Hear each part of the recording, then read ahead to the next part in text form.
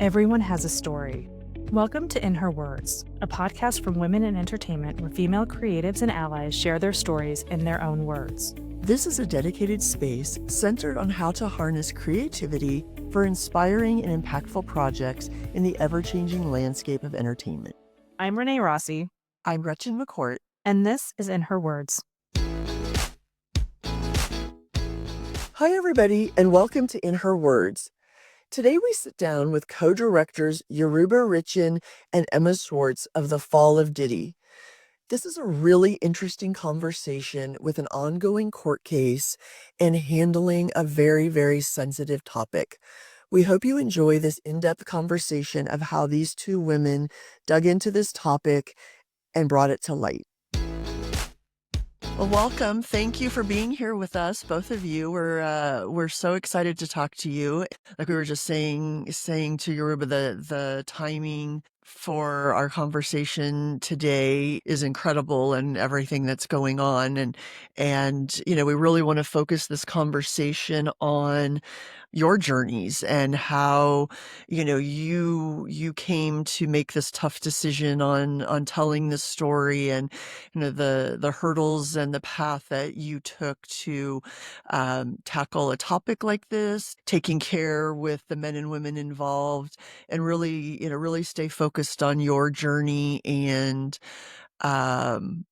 what brought you to where we are today, and if what is happening right now was really, was it the goal of what you started, and just kind of, we really want to hear, like we say, in your words, how this all came about. Great. Well, I can start, which is to say, we started looking at Diddy, before there was a case, before there was a federal raid, before there was a trial. And what we were looking at, we had, some folks, I would say, sort of broadly speaking, in the Diddyverse, who we had been speaking to for a number of months about, how people were treated and things like that. And I think we weren't really sure how to tell the story, if we'd be able to fully tell the story. And after Cassie filed her lawsuit right before Thanksgiving in 2023, I think we immediately saw that, there were more people who were starting to say, there's a lot more behind this. There's a lot more to say. And there are more people who were willing to speak. And, that's when we really started digging in and reached out to the amazing Yoruba. So I had worked with the founder and head of Maxine Productions when she was running the New York Times Presents television series. I made a film with her about Breonna Taylor and Mary Robinson. And Mary reached out to me, connected with me, a couple of months after her and Emma had started on this journey, and asked if I wanted to come on as a co-director. And I and knowing the journalistic integrity of the company, and meeting and talking with Emma, and getting familiar with her background, I knew that this would be a real, a really deeply journalistic, with, utmost integrity of the telling of this really hard story. And I thought it was important to tell this story because this was, such a figure in pop culture, in the Black community, especially one of our few Black billionaires. And as an African American filmmaker, I thought it was, really important to understand the, tell the story of who this person is and his significance, as well as being part of the process of holding him accountable to, to what he's done, and giving people that space who have been, scared or reluctant to tell their story for a number of different reasons. Not only fear against, fear from him and his people, but also, speaking out as people of color against, Mhm. of such a towering figure in the community is very hard and very difficult and really very sad too. This is not, a joyful thing that we are, that we're seeing what he's done and how he's treated people for many years, or hearing these stories. So that's why I came on, because I thought, I could bring something to this story uh, that, was nuanced, and also a help provide a safe space for survivors to tell their story. When you embarked on this, where did you start? And was there fear deciding to take on this project? In some ways it's difficult to say where exactly we started. Yeah, But I think, you're hearing all these stories. I'm curious to how think about a narrative and how you bring that together and making sure everybody you're talking to gets heard. And at the same time, from a journalist perspective, you have so many facts. There's a lot of layers here in terms of how you approach it from a vision perspective. yeah, I think some of it was initially sort of thinking one of the questions that, we talked a lot about in the beginning was to understand how we got to the point that we're in now, where this, man is at that time facing some very serious allegations, and over the course of our production, criminal charges. You had to understand his rise. You had to understand his influence. And for some people, there was a lot of good in that, but also that came with increasing power. And so some of it was saying, okay, how did he come to power? What are those important moments along the way? And can we go back to people who were part of those times to understand, how do you think about them now? For Mhm. instance, one of them was the Stampede at City College. Very early on in his career, he had been instrumental in putting together this celebrity basketball game that led to 9 deaths and many other being injured. And there was some footage that we had seen early on, and I think you remembered it, but none of us had seen. Uh, it was painful to watch that footage. Um, and that pain had stuck with many of these family members who had lost people, and who sort of felt that that experience had been buried as, you know, Sean Combs rose and continued to rise through, the American public. One of the places too that we started, just on a procedural level, is putting together a team.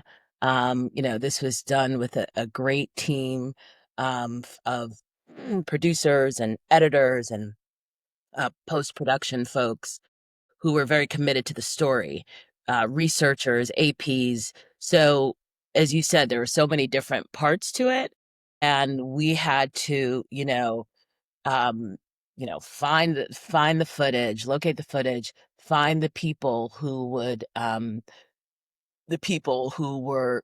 involved in his world, worked for him or affected by him, family members of survivors.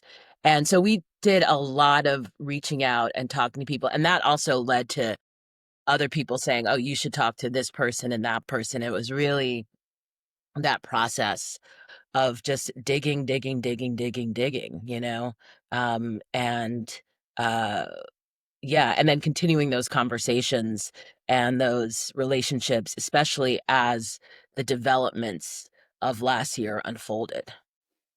I think that was also a part of it, is that, as events were happening, like the federal raid or the video on CNN, it would impact people that had been in his orbit in a different way.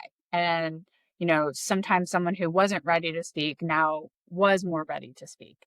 And, I know that certain people, became more open to those conversations at that time. And I think, that was an evolving process. And, we didn't know at the beginning who was going to be willing to speak, or how it was going to land, or exactly how many episodes it was going to be.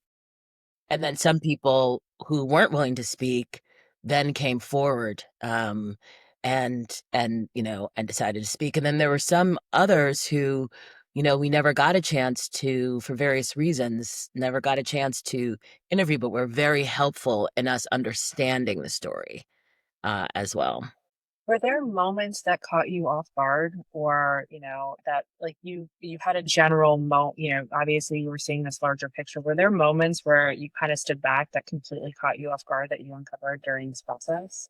I mean, I would say for myself, there were many, many moments. I mean, in Yeah. conducting the interviews and hearing the stories, I mean, there were many moments. There were many moments of me tearing up, of I mean, each interview, I would have to say, literally, um, it was just very, very emotional. I think I teared up in every interview. You talked about how it started that, and we've heard, with stories like this and projects like this especially over the last, 5 or 6 years that a lot have come to light, that you felt like it wouldn't happen or that it would, start and then you'd have to stop, or you'd start and you'd feel whether it was people not speaking, legally shut down. How were the stop? Did you feel like you'd be able to accomplish the project? I think we were on such a train of, like, it really was a moving train with our whole team. I mean, we knew it was gonna happen. The question is, what was it gonna be? How many episodes was it gonna be? How would we get this person? Those are the real questions. But I think that we knew that we had enough to tell to tell the story. And it was just the shape of it that was the question. And I think the extent of what we would be able to, you know, reveal was a question along the way, right? I think we had some early interviews that were unique and powerful that gave us a level of confidence that we had something that hadn't been out there. But, for instance, one of the questions that we would ask ourselves, after that video came out on CNN, which by the way was actually a day that we were filming. So, we're sitting in like the studio and I think I went to like grab a drink outside and like I think you were texting somebody. We all that happened. Um, but after that video came out, Combs puts out the apology video saying this was like a one-time thing. This is a low, and obviously this is being heavily litigated right now in trial. But, the question was if if if he did these things to Cassie, did that happen to anyone else? And did that happen or anything happen to anyone after, right? There were these lawsuits coming out going back into, the early 90s, perhaps even the 80s. And, the question was what was happening more recently, potentially. And I think it was later on um in our process that we got connected with Kat Passion, who, had been, initially dating him, but later that went very, very south. And that was several years after Cassie. And so I think hearing her account and knowing, this was after everything, after that video, many years later, and there are still women who were living in fear of what they say they had been through with him. I think, kind of raised the bar for us about that this wasn't a story from the distant past, that this really comes up to the very recent. And we're seeing this play out in the trial, in the testimony. I'm sorry, in the prosecutor's opening statement, he said that one of the witnesses was a girlfriend that he had, and that this was, some of these events were, some of these abusive events were from less than a year ago. He said, I believe, or she said in the opening statement. So we're seeing it play out. When you're handling, obviously a lot of sensitive stories and you're telling this story, do you feel unsafe at all during the process in terms of, it's like so many of the women and folks that you had interviewed talked about their safety. Did you ever feel unsafe telling the story? Well, I think as a production team, And as a network, we took safety precautions, all safety precautions for sure. We're not, naive about the what are possibilities that could happen, but I do think that as more people came forward and as the events unfolded over the course of the spring and the summer, that there is the safety in numbers, and even just sort of just personally feeling like these were, people were coming forward, people were telling their stories, that there is safety in numbers. And so that I know for me was also part of the feeling of, the feeling of safety. And then of course, he was arrested and put in jail. But we definitely, as a production team, put, safety measures in place. Yeah, and I think the other thing is that, not only we were sort of obviously careful with, our production, but we knew that what we were going to put out was something that we had vetted, that we, stood up and felt very comfortable. And, that obviously, took a lot of work behind the scenes, but I think we didn't, that, I think that inoculates yourself from, you know, problems when okay, well, I've checked all of this out. We can, in this world, there are a lot of allegations, a lot of conspiracies, and quite frankly, there were things out there that we couldn't stand up. And so that's, some of those things may or may not be true, but some may not be. And we could only put in what we felt, we could stand behind. I think there's a level of, sort of protection and knowing that you were really careful and, can stand behind all that. How do you handle caring for the victims and the men and women who came, who came to speak with you? How are there therapists, psychologists? What does that team look like, and how do you handle those people with care? Well, I mean, I think some of that starts with just the relationship when you're getting to know somebody, right? Like, is somebody in a place that they want to share their story? In what ways do they want to share their story? How much about their story do they want to share? There's some people where there were a lot more details that we discussed off camera that they weren't ready to share on camera. And, I think part of, uh, you know, uh, the approach that I think we all sort of hold is that if you're sharing some sort of trauma or abuse, we're not here to like interrogate that. We want to make sure it's vetted and we can understand things are true, but you're sharing it hopefully to open other people's minds, right? And so if there's aspects that people were uncomfortable going into, we were not here to tell you how to tell that story, right? And so it's sort of establishing those boundaries before there's ever a camera there. And everybody's a little bit different in that front. And then when it, comes to somebody who's ready to share, you know, um, there was an outside, counselor who people could speak to afterwards. If people had somebody that they needed there for sort of just emotional support to be around them, so they're not like alone in a room, not like they're ever alone, but that you have someone who you are with. We would bring somebody else out if they were flying and traveling. And so we tried to create an environment that was, as comfortable as one can be when discussing something that is intrinsically uncomfortable, if that makes sense. Mm-hmm. And Mm-hmm.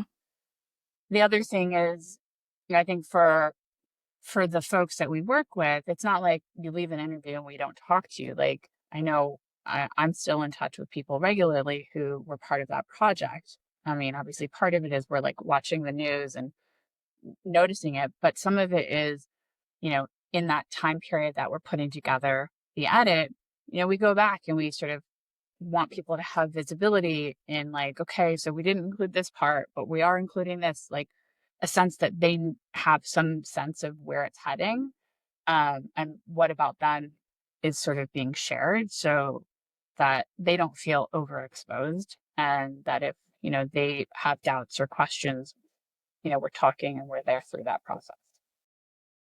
How do you ground yourself in a project like this? As you had said, these interviews are tough. Like, how did in terms of going through this, it's like there's also a part of just keeping yourself centered, grounding yourself. How did you go about that? I think that, really being able to co-direct it was really important, and that we were able to talk about and talk through what we were hearing, um, and process it together and process it as a team. I think that was very helpful. But it was difficult and emotionally difficult. Uh, yeah, I mean, I would say that it would, for me, jumping into another story like this or similar story would be